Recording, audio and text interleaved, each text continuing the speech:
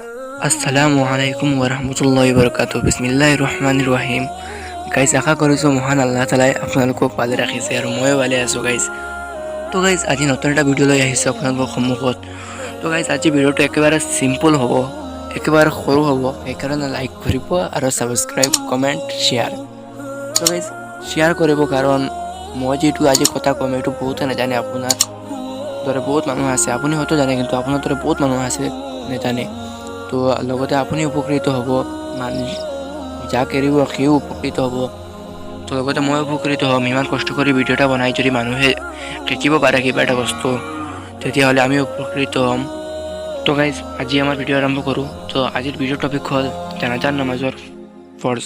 তো গাইজ, আমি জানাজাৰ নামাজ পঢ়িবলৈ কি বস্তু লাগিবই, আৰু এইটো একেবাৰে বাধ্যতামূলক। তো গাইজ, এইটো আমি আৰম্ভ কৰোঁ।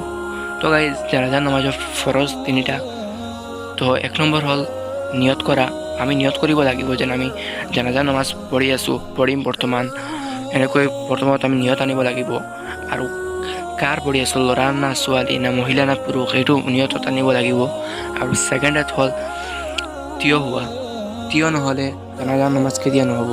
3 নম্বৰ হ'ল 4 তাকবীৰ বলা। তো ইমাম চাবৰ লগত আমি 4 তাকবীৰ দিব লাগিব। তো গাইজ, আজিৰ ভিডিঅ' ইয়ালৈ থাকক। তো আমাৰ 3টা পইণ্ট কমপ্লিট হ'ল এতিয়া। তো নতুন ভিডিঅ'লৈ আহিম। তো লাইক কৰিব, ছাবস্ক্ৰাইব, কমেণ্ট আৰু শ্বেয়াৰ কৰিব। তো খুদা হাফিজ।